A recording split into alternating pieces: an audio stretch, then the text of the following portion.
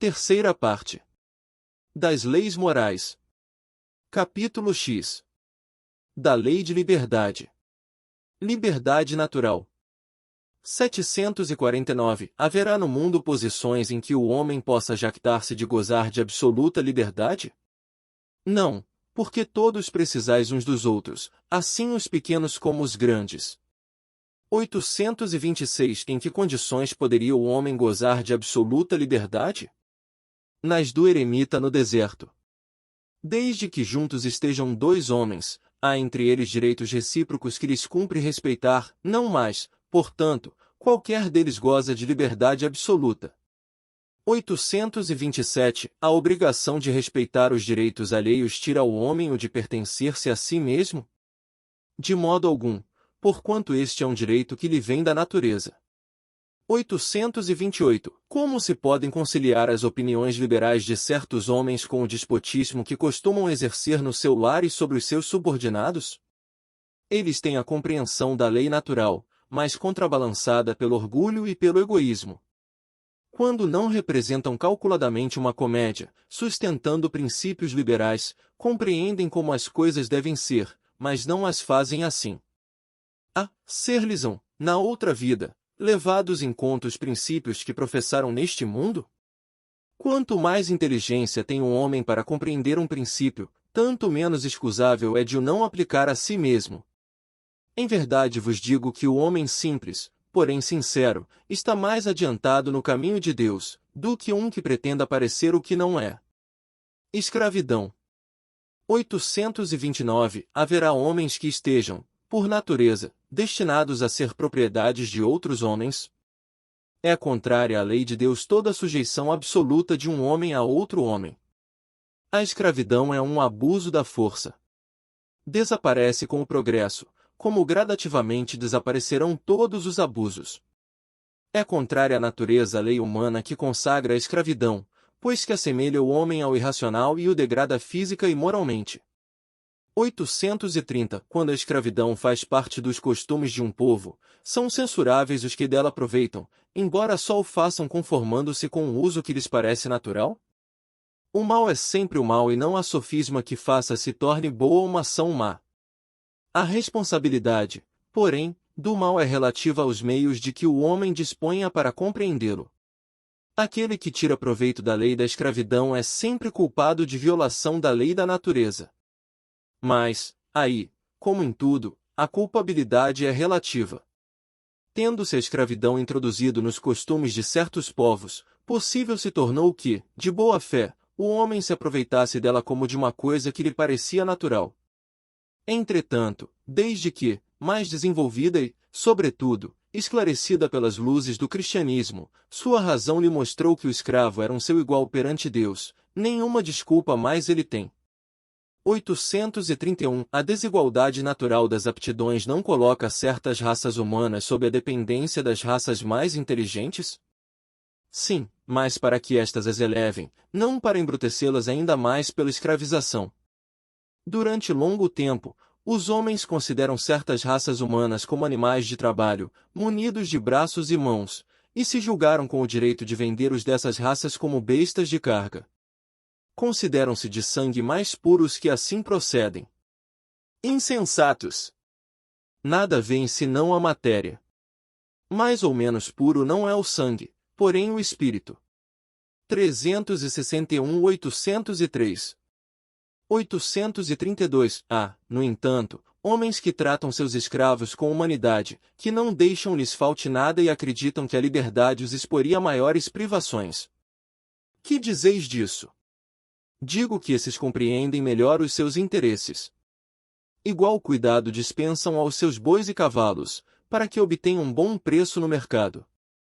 Não são tão culpados como os que maltratam os escravos, mas, nem por isso deixam de dispor deles como de uma mercadoria, privando-os do direito de se pertencerem a si mesmos. Liberdade de pensar. 833. Haverá no homem alguma coisa que escape a todo constrangimento e pela qual goze ele de absoluta liberdade? No pensamento goza o homem de limitada liberdade, pois que não há como pôr-lhe peias.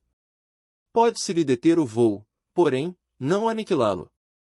834. É responsável o homem pelo seu pensamento? Perante Deus, é somente a Deus sendo possível conhecê-lo, ele o condena ou absolve, segundo a sua justiça. Liberdade de consciência. 835. Será a liberdade de consciência uma consequência da de pensar? A consciência é um pensamento íntimo, que pertence ao homem, como todos os outros pensamentos.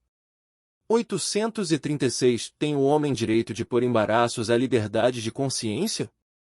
Falece-lhe tanto esse direito, quanto com referência à liberdade de pensar, por isso que só a Deus cabe o de julgar a consciência. Assim como os homens, pelas suas leis, regulam as relações de homem para homem, Deus, pelas leis da natureza, regula as relações entre ele e o homem. 837. Que é o que resulta dos embaraços que se oponham à liberdade de consciência? Constranger os homens a procederem em desacordo com o seu modo de pensar, fazê-los hipócritas. A liberdade de consciência é um dos caracteres da verdadeira civilização e do progresso. 838. Será respeitável toda e qualquer crença, ainda quando notoriamente falsa. Toda crença é respeitável, quando sincera e conducente à prática do bem. Condenáveis são as crenças que conduzam ao mal.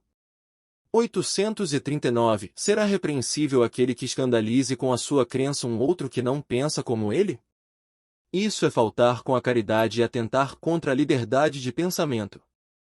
840. Será atentar contra a liberdade de consciência por óbices a crenças capazes de causar perturbações à sociedade? Podem reprimir-se os atos, mas a crença íntima é inacessível. Reprimir os atos exteriores de uma crença, quando acarretam qualquer prejuízo a terceiros, não é atentar contra a liberdade de consciência, pois que essa repressão em nada tira a crença à liberdade, que ela conserva integral. 841. Para respeitar a liberdade de consciência, dever-se-á deixar que se propaguem doutrinas perniciosas, ou poder-se-á, sem atentar contra aquela liberdade, procurar trazer ao caminho da verdade os que se transviaram obedecendo a falsos princípios. Certamente que podeis e até deveis, mas, ensinai, a exemplo de Jesus, servindo-vos da brandura e da persuasão e não da força, o que seria pior do que a crença daquele a quem desejaríeis convencer. Se alguma coisa se pode impor, é o bem e a fraternidade. Mas não cremos que o melhor meio de fazê-los admitidos seja obrar com violência. A convicção não se impõe. 842. Por que indícios se poderá reconhecer, entre todas as doutrinas que alimentam a pretensão de ser a expressão única da verdade, a que tem o direito de se apresentar como tal? Será aquela que mais homens de bem e menos hipócritas fizer, isto é, pela prática da lei de amor na sua maior pureza e na sua mais ampla aplicação. Esse é o sinal por que reconhecereis que uma doutrina é boa, visto que toda doutrina que tiver por efeito semear a desunião e estabelecer uma linha de separação entre os filhos de Deus não pode deixar de ser falsa e perniciosa. Livre-arbítrio. 843. Tem o homem o livre-arbítrio de seus atos? Pois que tem a liberdade de pensar, tem igualmente a de obrar. Sem o livre-arbítrio, o homem seria a máquina. 844. Do livre-arbítrio goza o homem desde o seu nascimento? A liberdade de agir, desde que haja vontade de fazê-lo. Nas primeiras fases da vida, quase nula é a liberdade, que se desenvolve e muda de objeto com o desenvolvimento das faculdades. Estando seus pensamentos em concordância com o que a sua idade reclama, a criança aplica o seu livre-arbítrio àquilo que lhe é necessário. 845. Não constituem obstáculos ao exercício do livre-arbítrio as predisposições instintivas que o homem já traz consigo ao nascer? As predisposições instintivas são as do espírito antes de encarnar. Conforme seja este mais ou menos adiantado, elas podem arrastá-las à prática de atos repreensíveis, no que será secundado pelos espíritos que simpatizam com essas disposições. Não há, porém, arrastamento irresistível, uma vez que se tem a vontade de resistir. Lembrai-vos de que querer é poder. 361. 846. Sobre os atos da vida nenhuma influência exerce o organismo? E, se essa influência existe, não será exercida com prejuízo do livre-arbítrio? É inegável que sobre o espírito exerce influência a matéria, que pode embaraçar-lhe as manifestações. Daí vem que, nos mundos onde os corpos são menos materiais do que na Terra, as faculdades se desdobram mais livremente. Porém, o instrumento não dá a faculdade. Além disso, cumpre se distingam as faculdades morais das intelectuais. Tendo um homem o instinto do assassínio, seu próprio espírito é, indubitavelmente, quem possui esse instinto e quem lhe o dá, não são seus órgãos que lhe o dão. Semelhante ao bruto, e ainda pior do que este, se torna aquele que nulifica o seu pensamento, para só se ocupar com a matéria, pois que não cuida mais de se premunir contra o mal nisto é que incorre em falta, porquanto assim procede por vontade sua. Vede N graus S 367 seguintes, influência do organismo. 847 Da aberração das faculdades tira ao homem o livre-arbítrio. Já não é senhor do seu pensamento aquele cuja inteligência se ache turbada por uma causa qualquer e, desde então, já não tem liberdade. Essa aberração constitui muitas vezes uma punição para o espírito que, porventura, tenha sido, noutra existência, fútil e orgulhoso, ou tenha feito mau uso de suas faculdades. Pode esse espírito, em tal caso, renascer no corpo de um idiota, como o déspota no de um escravo e o mal rico no de um mendigo. O espírito, porém, sofre por efeito desse constrangimento, de que tem perfeita consciência. Está aí a ação da matéria. 371 e seguintes. 848 Servirá de escusa aos atos reprováveis o ser devida à embriaguez à aberração das faculdades intelectuais? Não, porque foi voluntariamente que o ébrio se privou da sua razão, para satisfazer a paixões brutais. Em vez de uma falta, comete duas. 849 Qual a faculdade predominante no homem em estado de selvageria, o instinto ou o livre-arbítrio? O instinto, o que não o impede de agir com inteira liberdade, no tocante a certas coisas. Mas, aplica, como a criança, essa liberdade às suas necessidades e ela se amplia com a inteligência. Conseguintemente, tu, que és mais esclarecido do que um selvagem, também és mais responsável pelo que fazes do que um selvagem o é pelos seus atos. 850 A posição social não constitui às vezes, para o homem, obstáculo à inteira liberdade de seus atos? É fora de dúvida que o mundo tem suas exigências, Deus é justo e tudo leva em conta. Deixa-vos, entretanto, a responsabilidade de nenhum esforço empregardes para vencer os obstáculos. Fatalidade. 851 Haverá fatalidade nos acontecimentos da vida, conforme ao sentido que se dá a este vocábulo. Quer dizer, todos os acontecimentos são predeterminados? E, neste caso, que vem a ser do livre-arbítrio. A fatalidade existe unicamente pela escolha que o espírito fez, ao encarnar, desta ou daquela prova para sofrer. Escolhendo-a, institui para si uma espécie de destino, que é a consequência mesma da posição em que vem a achar-se colocado. Falo das provas físicas, pois, pelo que toca às provas morais e às tentações, o espírito, conservando livre-arbítrio quanto ao bem e ao mal, é sempre senhor de ceder ou de resistir. Ao vê-lo fraquejar, um bom espírito pode vir-lhe em auxílio, mas não pode influir sobre ele de maneira a dominar-lhe a vontade. Um espírito mau, isto é, inferior, mostrando-lhe, exagerando aos seus olhos um perigo físico, o poderá abalar e amedrontar. Nem por isso, entretanto, a vontade do espírito encarnado deixa de se conservar livre de quaisquer peias. 852 Há pessoas que parecem perseguidas por uma fatalidade, independente da maneira por que procedem. Não lhes estará no destino infortúnio? São, talvez, provas que lhe caiba sofrer e que elas escolheram. Porém, ainda aqui lançais à conta do destino o que as mais das vezes é apenas consequência de vossas próprias faltas. Trata de ter pura consciência em meio dos males que te afligem e já bastante consolado te sentirás. As ideias exatas ou falsas que fazemos das coisas nos levam a ser bem ou mal sucedidos, de acordo com o nosso caráter e a nossa posição social. Achamos mais simples e menos humilhante para o nosso amor próprio atribuir antes à sorte ou ao destino os insucessos que experimentamos, do que à nossa própria falta. É certo que para isso contribui algumas vezes a influência dos espíritos, mas também o é. Que podemos sempre forrar-nos a essa influência, repelindo as ideias que eles nos sugerem, quando mais. 853 Algumas pessoas só escapam de um perigo mortal para cair em outro. Parece que não podem escapar da morte. Não há nisso fatalidade? Fatal, no verdadeiro sentido da palavra, só o instante da morte o é chegado esse momento, de uma forma ou doutra, a ele não podeis furtar-vos. Assim, qualquer que seja o perigo que nos ameace, se a hora da morte ainda não chegou, não morreremos. Não perecerás e tens disso milhares de exemplos. Quando, porém, soe a hora da tua partida, nada poderá impedir que partas. Deus sabe de antemão de que gênero será a morte do homem e muitas vezes seu espírito também o sabe, por lhe ter sido isso revelado, quando escolheu tal ou qual existência.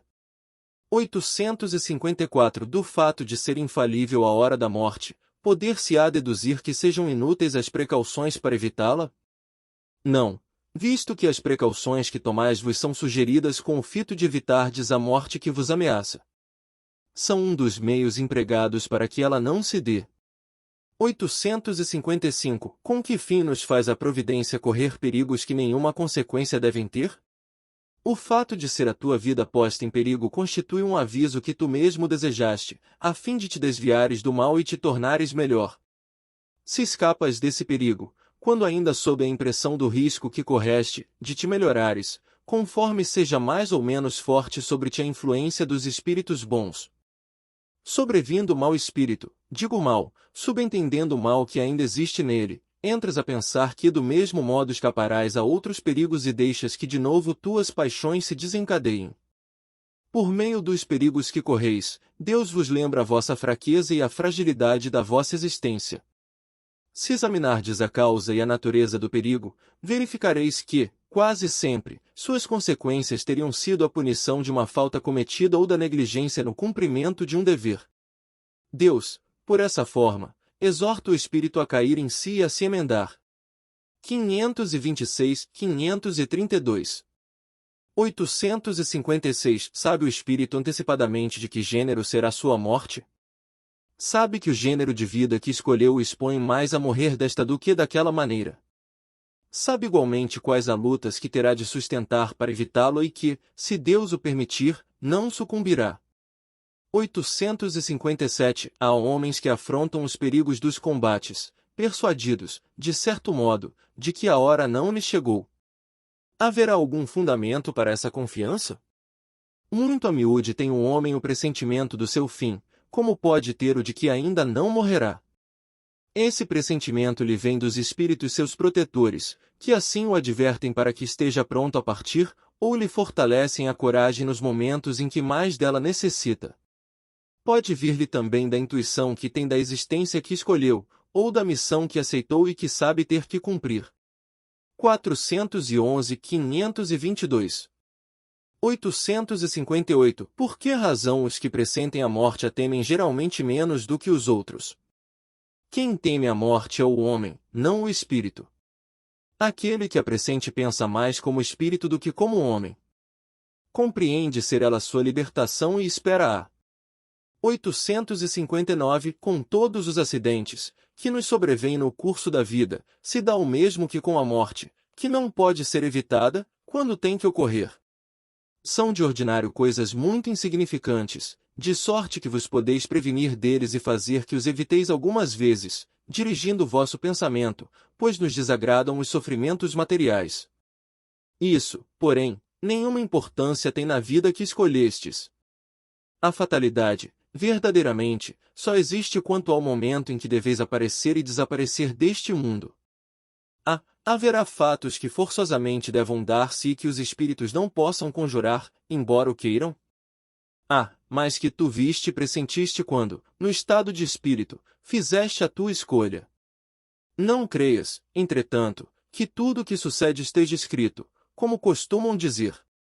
Um acontecimento qualquer pode ser a consequência de um ato que praticaste por tua livre vontade, de tal sorte que, se não o houvesses praticado, o acontecimento não seria dado. Imagina que queimas o dedo. Isso nada mais é senão resultado da tua imprudência e efeito da matéria. Só as grandes dores, os fatos importantes e capazes de influir no moral, Deus os prevê, porque são úteis à tua depuração e à tua instrução. 860 Pode o homem, pela sua vontade e por seus atos, fazer que se não deem acontecimentos que deveriam verificar-se e reciprocamente? Pode-o, se essa aparente mudança na ordem dos fatos tiver cabimento na sequência da vida que ele escolheu. Acresce que, para fazer o bem, como lhe cumpre, pois que isso constitui o objetivo único da vida, facultado-lhe é impedir o mal, sobretudo aquele que possa concorrer para a produção de um mal maior. 861 Ao escolher a sua existência, o espírito daquele que comete um assassínio sabia que viria a ser assassino? Não. Escolhendo uma vida de lutas, sabe que terá ensejo de matar um de seus semelhantes, mas não sabe se o fará, visto que ao crime precederá quase sempre, de sua parte, a deliberação de praticá-lo. Ora, aquele que delibera sobre uma coisa é sempre livre de fazê-la, ou não. Se soubesse previamente que, como homem, teria que cometer um crime, o espírito estaria a isso predestinado. Ficai, porém, sabendo que a ninguém há predestinado ao crime e que todo crime, como qualquer outro ato, resulta sempre da vontade e do livre-arbítrio. Demais, sempre confundis duas coisas muito distintas, os sucessos materiais e os atos da vida moral. A fatalidade, que por algumas vezes há, só existe com relação àqueles sucessos materiais, cuja causa reside fora de vós e que independem da vossa vontade. Quanto aos da vida moral, esses emanam sempre do próprio homem que, por conseguinte, tem sempre a liberdade de escolher. No tocante, pois, a esses atos, nunca há fatalidade. 862 Pessoas existem que nunca logram bom êxito em coisa alguma, que parecem perseguidas por um mau gênio em todos os seus empreendimentos. Não se pode chamar a isso fatalidade? Será uma fatalidade, se lhe quiseres dar esse nome, mas que decorre do gênero da existência escolhida. É que essas pessoas quiseram ser provadas por uma vida de decepções, a fim de exercitarem a paciência e a resignação. Entretanto, não creias seja absoluta essa fatalidade. Resulta muitas vezes do caminho falso que tais pessoas tomam, em discordância com suas inteligências e aptidões. Grandes probabilidades tem de se afogar quem pretender atravessar a nada um rio, sem saber nadar. O mesmo se dá relativamente à maioria dos acontecimentos da vida. Quase sempre obteria o homem bom êxito, se só tentasse o que estivesse em relação com as suas faculdades. O que o perde são o seu amor próprio e a sua ambição, que o desviam da senda que lhe é própria e o fazem considerar vocação o que não passa de desejo de satisfazer a certas paixões. Fracassa por sua culpa. Mas, em vez de culpar-se a si mesmo, prefere queixar-se da sua estrela. Por exemplo, que seria bom operário e ganharia honestamente a vida, mete-se a ser mau poeta e morre de fome. Para todos haveria lugar no mundo, desde que cada um soubesse colocar-se no lugar que lhe compete. 863 Os costumes sociais não obrigam muitas vezes o homem a enveredar por um caminho de preferência a outro e não se acha ele submetido à direção da opinião geral, quanto à escolha de suas ocupações. O que se chama respeito humano não constitui óbice ao exercício do livre-arbítrio. São os homens e não Deus quem faz os costumes sociais. Se eles a estes se submetem, é porque lhes convém. Tal submissão, portanto, representa um ato de livre-arbítrio, pois que, se o quisessem, poderiam libertar-se de semelhante jugo. Por que, então, se queixam? Falece-lhes razão para acusarem os costumes sociais. A culpa de tudo devem lançá-la ao tolo amor próprio de que vivem cheios e que os faz preferirem morrer de fome a infringi-los. Ninguém lhes leva em conta esse sacrifício feito à opinião pública, ao passo que Deus lhes levará em conta o sacrifício que fizerem de suas vaidades. Não quer isto dizer que o homem deva afrontar sem necessidade aquela opinião, como fazem alguns em que há mais originalidade do que verdadeira filosofia. Tanto desatino há em procurar alguém ser apontado a dedo, ou considerado animal curioso, quanto acerto em descer voluntariamente sem murmurar, desde que não possa manter-se no alto da escala. 864 Assim como há pessoas a quem a sorte em tudo é contrária, outras parecem favorecidas por ela, pois que tudo lhes sai bem. A que atribuir isso? De ordinário, é que essas pessoas sabem conduzir-se melhor nas suas empresas.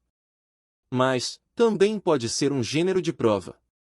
O bom êxito as embriaga, fiam-se no seu destino e muitas vezes pagam mais tarde esse bom êxito, mediante reveses cruéis, que a prudência as teria feito evitar. 865 Como se explica que a boa sorte favoreça algumas pessoas em circunstâncias com as quais nada tem que ver a vontade, nem a inteligência, no jogo, por exemplo? Alguns espíritos hão escolhido previamente certas espécies de prazer. A fortuna que os favorece é uma tentação. Aquele que, como homem, ganha, perde como espírito. É uma prova para o seu orgulho e para a sua cupidez.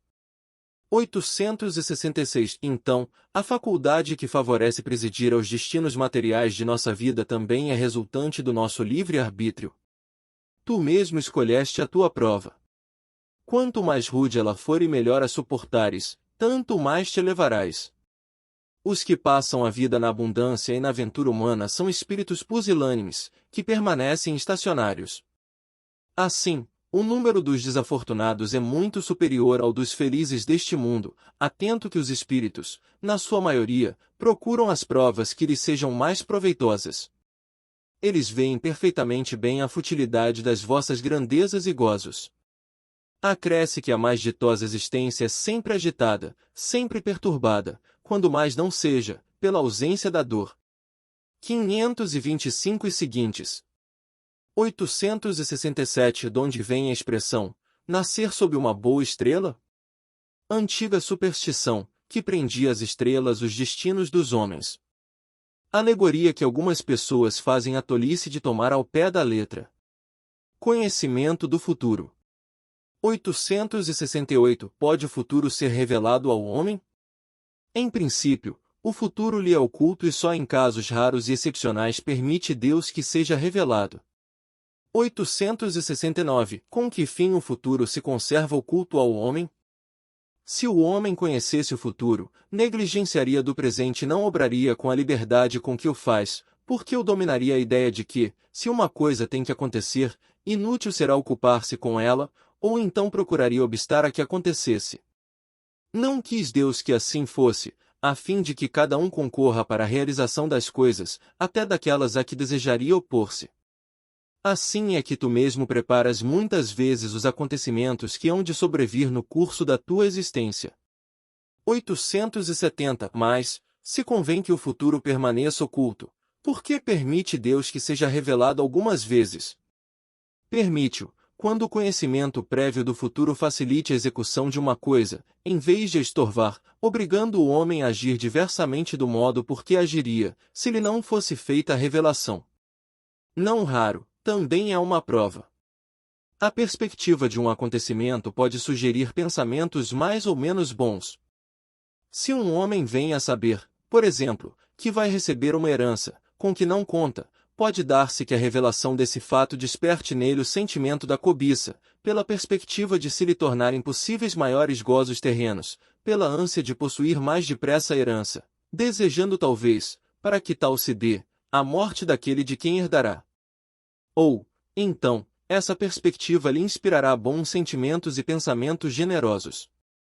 Se a predição não se cumpre, aí está outra prova, consistente na maneira por que suportará a decepção. Nem por isso, entretanto, lhe caberá menos o mérito ou o demérito dos pensamentos bons ou maus que a crença na ocorrência daquele fato lhe fez nascer no íntimo. 871 Pois que Deus tudo sabe, não ignora se um homem sucumbirá ou não em determinada prova. Assim sendo, qual a necessidade dessa prova, uma vez que nada acrescentará ao que Deus já sabe a respeito desse homem? Isso equivale a perguntar por que não criou Deus o homem perfeito e acabado. 119. Por que passa o homem pela infância, antes de chegar à condição de adulto? 379. A prova não tem por fim dar a Deus esclarecimentos sobre o homem, pois que Deus sabe perfeitamente o que ele vale, mas dar ao homem toda a responsabilidade de sua ação, uma vez que tem a liberdade de fazer ou não fazer. Dotado da faculdade de escolher entre o bem e o mal, a prova tem por efeito pô-lo em luta com as tentações do mal e conferir-lhe todo o mérito da resistência. Ora, conquanto saiba de antemão se ele se sairá bem ou não, Deus não o pode, em sua justiça, punir, nem recompensar, por um ato ainda não praticado. 258. Assim sucede entre os homens. Por muito capaz que seja um estudante, por grande que seja a certeza que se tenha de que alcançará bom êxito, ninguém lhe confere grau algum sem exame, isto é, sem prova. Do mesmo modo, o juiz não condena um acusado, senão com fundamento num ato consumado e não na previsão de que ele possa ou deva consumar esse fato. Quanto mais se reflete nas consequências que teria para o homem o conhecimento do futuro, melhor se vê quanto foi sábia a providência em ocultar. A certeza de um acontecimento venturoso lançaria na inação. A de um acontecimento infeliz o encheria de desânimo. Em ambos os casos, suas forças ficariam paralisadas. Daí o não lhe ser mostrado o futuro, senão como meta que lhe cumpre atingir por seus esforços, mas ignorando os trâmites por que terá de passar para alcançá-la. O conhecimento de todos os incidentes da jornada lhe tolheria a iniciativa e o uso do livre-arbítrio. Ele se deixaria resvalar pelo declive fatal dos acontecimentos sem exercer suas faculdades. Quando o feliz êxito de uma coisa está assegurado, ninguém mais com ela se preocupa. Resumo teórico do móvel das ações humanas. 872. A questão do livre-arbítrio se pode resumir assim: o homem não é fatalmente levado ao mal, os atos que pratica não foram previamente determinados, os crimes que comete não resultam de uma sentença do destino. Ele pode, por prova e por expiação, escolher uma existência em que seja arrastado ao crime, quer pelo meio onde se ache colocado, quer pelas circunstâncias que sobrevenham, mas será sempre livre de agir ou não agir. Assim, o livre-arbítrio existe para ele, quando no estado de espírito, ao fazer a escolha da existência e das provas, e como encarnado, na faculdade de ceder ou de resistir aos arrastamentos a que todos nos temos voluntariamente submetido. Cabe à educação combater essas más tendências. Falo-a utilmente, quando se basear no estudo aprofundado da natureza moral do homem. Pelo conhecimento das leis que regem essa natureza moral, chegar-se-á a modificá-la, como se modifica a inteligência pela instrução e o temperamento pela higiene. Desprendido da matéria e no estado de erraticidade, o espírito procede à escolha de suas futuras existências corporais, de acordo com o grau de perfeição a que haja chegado, e é nisso, como temos dito, que consiste sobretudo seu livre-arbítrio. Esta liberdade, a encarnação não a anula. Se ele cede à influência da matéria, é que sucumbe nas provas que por si mesmo escolheu. Para ter quem o ajude a vencê-las, concedido-lhe é invocar a assistência de Deus e dos bons espíritos. 337. Sem o livre-arbítrio, o homem não teria nem culpa por praticar o mal, nem mérito em praticar o bem. E isto a tal ponto está reconhecido que, no mundo, a censura ou o elogio são feitos à intenção, isto é, à vontade. Ora, quem diz vontade diz liberdade. Nenhuma desculpa poderá, portanto, o homem buscar, para os seus delitos, na sua organização física, sem abdicar da razão e da sua condição de ser humano, para se equiparar ao bruto. Se for assim quanto ao mal, assim não poderia deixar de ser relativamente ao bem. Mas, quando o homem pratica o bem, tem grande cuidado de averbar o fato à sua conta, como um mérito, e não cogita de por ele gratificar os seus órgãos, o que prova que, por instinto, não renuncia, malgrado a opinião de alguns sistemáticos, ao mais belo privilégio de sua espécie, a liberdade de pensar. A fatalidade, como vulgarmente é entendida, supõe a decisão prévia e irrevogável de todos os sucessos da vida, qualquer que seja a importância deles. Se tal fosse a ordem das coisas, o homem seria qual máquina sem vontade. De que lhe serviria a inteligência, desde que houvesse de estar invariavelmente dominado, em todos os seus atos, pela força do destino? Semelhante doutrina, se verdadeira, conteria a destruição de toda liberdade moral, já não haveria para o homem responsabilidade, nem, por conseguinte, bem, nem mal, crimes ou virtudes.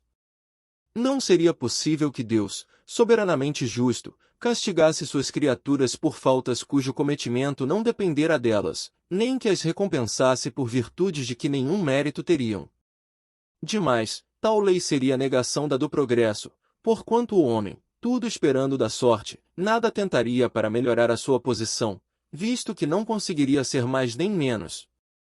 Contudo, a fatalidade não é uma palavra vã. Existe na posição que o homem ocupa na Terra e nas funções que aí desempenha, em consequência do gênero de vida que seu espírito escolheu como prova, expiação ou missão. Ele sofre fatalmente todas as vicissitudes dessa existência e todas as tendências boas ou más, que lhe são inerentes. Aí, porém, acaba a fatalidade, pois da sua vontade depende ceder ou não a essas tendências. Os pormenores dos acontecimentos, esses ficam subordinados às circunstâncias que ele próprio cria pelos seus atos, sendo que nessas circunstâncias podem os espíritos influir pelos pensamentos que surgiram. 459. A fatalidade, portanto, nos acontecimentos que se apresentam, por serem estes consequência da escolha que o espírito fez da sua existência de homem. Pode deixar de haver fatalidade no resultado de tais acontecimentos, visto ser possível ao homem, pela sua prudência, modificar-lhes o curso. Nunca há fatalidade nos atos da vida moral. No que concerne à morte é que o homem se acha submetido, em absoluto, à inexorável lei da fatalidade, por isso que não pode escapar à sentença que lhe marca o termo da existência, nem ao gênero de morte que haja de cortar a esta o fio. Segundo a doutrina vulgar, de si mesmo tiraria o homem todos os seus instintos que, então, proveriam, ou da sua organização física, pela qual nenhuma responsabilidade lhe toca, ou da sua própria natureza, caso em que lícito lhe fora procurar desculpar-se consigo mesmo, dizendo não lhe pertencer a culpa de ser feito como é. Muito mais moral se mostra, indiscutivelmente, a doutrina espírita. Ela admite no homem o livre-arbítrio em toda a sua plenitude, se lhe diz que, praticando o mal, ele cede a uma sugestão estranha e má, em nada lhe diminui a responsabilidade, pois lhe reconhece o poder de resistir, o que evidentemente lhe é muito mais fácil do que lutar contra a sua própria natureza. Assim, de acordo com a doutrina espírita, não há arrastamento irresistível. O homem pode sempre cerrar ouvidos à voz oculta que lhe fala no íntimo, induzindo-o ao mal, como pode cerrá-los à voz material daquele que lhe fala ostensivamente. Pode-o pela ação da sua vontade, pedindo a Deus a força necessária e reclamando, para tal fim, a assistência dos bons espíritos. Foi o que Jesus nos ensinou por meio da sublime prece que é a oração dominical, quando manda que digamos, não nos deixe sucumbir à tentação, mas livra-nos do mal. Essa teoria da causa determinante dos nossos atos ressalta com evidência de todo o ensino que os espíritos hão dado. Não só é sublime de moralidade, mas também, acrescentaremos, eleva o homem aos seus próprios olhos. Mostra-o livre de subtrair-se a um jugo obsessor, como livre é de fechar sua casa aos importunos.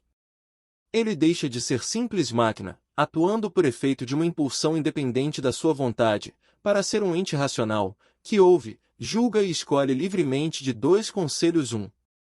Aditemos que, apesar disto, o homem não se acha privado de iniciativa, não deixa de agir por impulso próprio, pois que, em definitiva, ele é apenas um espírito encarnado que conserva, sob o envoltório corporal, as qualidades e os defeitos que tinha como espírito. Conseguintemente, as faltas que cometemos têm por fonte primária a imperfeição do nosso próprio espírito, que ainda não conquistou a superioridade moral que um dia alcançará, mas que, nem por isso, carece de livre-arbítrio.